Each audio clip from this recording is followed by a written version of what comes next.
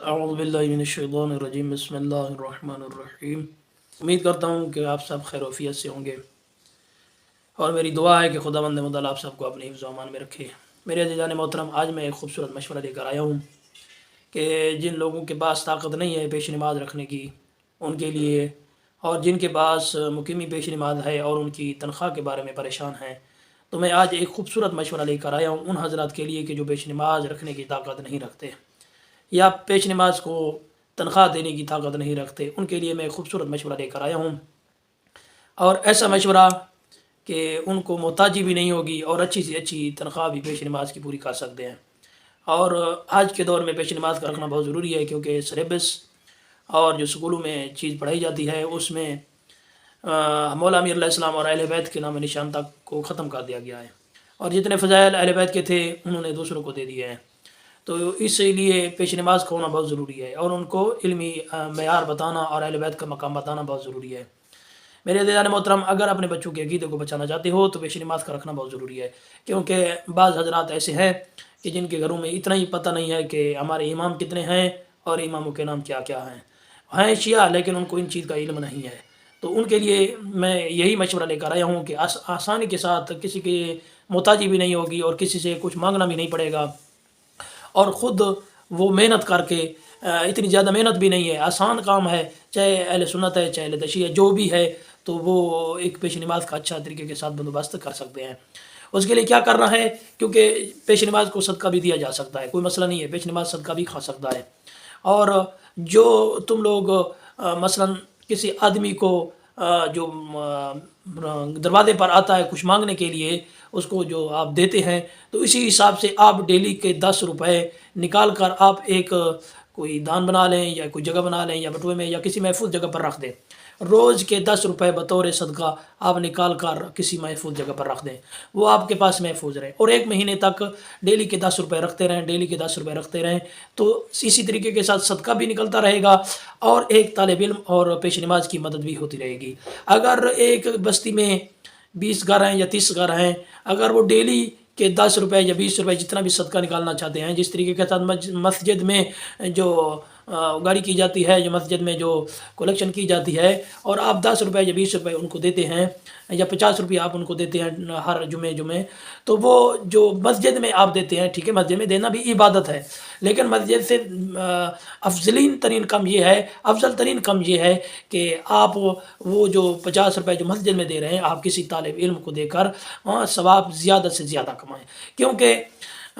ایک جو طالب علم کی مدد کی جاتی ہے، اس کی میں عام ایک چھوٹی سی مثال دیتا ہوں جو معصومین علیہ السلام سے منقول ہے، کہ ایک ٹوٹی ہوئی پنسل، ایک ٹوٹی ہوئی قلم سے ایک طالب علم کی مدد کرنے کا ثواب ایک حج مقبولہ کے برابر ہے۔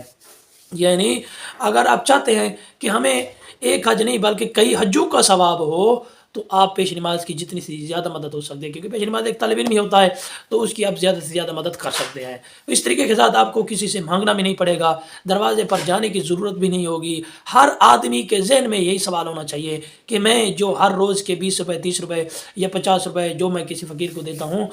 وہ میں نے آج کے بعد کسی مانگتے کو نہیں دینے ہیں، بلکہ میں نے یہ رکھنے ہیں، اور جو انسان میرے بچوں کے عقیدے کو ٹھیک کر رہا ہے، آج کے بعد میں وہ 10 20 روپے جو روز کی کسی فقیر کو دیتا ہوں، آج کے بعد میں نے ان کو نہیں دینے، آج کے بعد میں نے وہ 20 30 روپے میں اس انسان کو دوں گا جو انسان میرے بچوں کی آخرت سنوار رہا ہے، اور جب بچے کی آخرت بن جائے گی تو بچے کے ساتھ ساتھ اس کے باپ کی بھی آخرت بن جائے گی، کیونکہ ایک مومن اپنے خاندان کو بشکوا سکتا ہے، ایک کم تر مومن، معصوم کا فرمان ہے، سورہ کافی میں موجود ہے، ایک کم تر مومن جو کم درجے کا مومن ہے وہ اپنے خاندان کو بچوا سکتا ہے، لیکن اگر تمہاری یہی حالت رہی تو تمہارے خاندان بھی ختم ہو جائیں گے، تمہارا نظام بھی ختم ہو جائے گا۔ اس لیے زیادہ سے زیادہ اس انسان کی مدد کریں جو تمہاری اور تمہارے بچوں کی اصلاح کر رہا ہے۔ تمہاری اصلاح نماز پڑھا کر، کوئی فقہی مسئلہ بتا کر، کوئی اچھی چیز بتا کر تمہیں اس چیز سے آگاہ کرے گا، اور تمہارے بچوں کی آخرت اور تمہاری آخرت کا بھی خیال رکھے گا۔ تو میرے عزیزان محترم، ڈرنا نہیں ہے، ہمت کرنی ہے کہ جو ہر روز کے جو تم 20 30 روپے کسی فقیر کو دیتے ہو، آپ نے آج کے بعد اس فقیر کو 20 30 روپے نہیں دینے، بلکہ معمول بنانا ہے کہ آج کے بعد ہر روز کے 20 30 روپے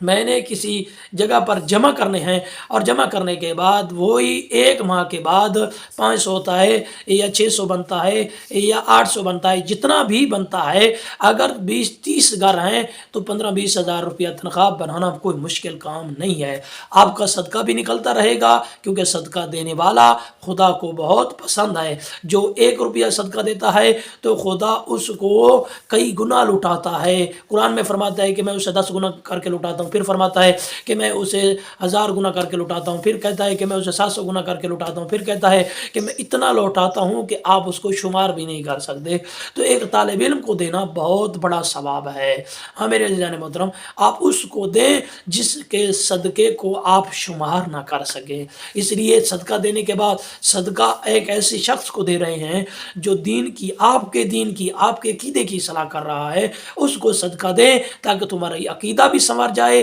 تمہاری آخرت بھی سنور جائے، تمہارا دین بھی بچ جائے، اور تمہارا صدقہ ایک اچھی جگہ پر استعمال ہو۔ تمہارے پیسے جو تم دے رہے ہو ایک اچھے انسان پر تم لگا رہے ہو، تو اس طریقے کے ساتھ تمہارا صدقہ بھی ایک اعلیٰ مقام پر جائے گا، اور ایک پیش نماز کی مدد بھی ہو جائے گی۔ اس لیے وہ حضرات جو پیش نماز کی تنخواہ پوری نہیں کر سکتے، ان کے لیے یہ میرا ایک اچھا مشورہ تھا۔ اگر پسند آئے تو میرے چینل کو بھی سبسکرائب ضرور کرنا ہے، اور لائک بھی ضرور کرنا ہے، اور مجھے دعوت بھی ضرور دینی ہے۔ میں آپ کی دعوت کے لیے یہ سب کچھ نہیں کرتا، حوصلہ افزائی کے لیے میں نہیں کرتا، میں صرف اتنا چاہتا ہوں کہ ہمارے شیعہ بچے جو ہیں وہ ان کی جو ہے دنیا بھی سنور جائے اور ان کی آخرت بھی سنور جائے۔ اور سنوارنے کے لیے تم ہو، بچوں کا دین بنانے کے لیے تم ہو۔ بچے خود اپنا دین نہیں بنا سکتے۔ ہاں، جو چیز ان کے دماغ میں لکھی جائے گی وہی چیز ان کی دنیا بنائے گی، ان کی آخرت بھی بنائے گی۔ اگر سکول کا سلیبس پڑھ کر وہ دنیا آخرت بنائیں گے تو ان کی دنیا بھی تباہ ہو جائے گی، ان کی آخرت بھی تباہ ہو جائے گی۔ اس لیے میرا بہتر مشورہ یہی ہے کہ آپ خدا کا خوف کریں، اور اپنے بارے میں بھی سوچیں اور اپنے بچوں کے بارے میں بھی سوچیں۔ والسلام ورحمۃ اللہ وبرکاتہ۔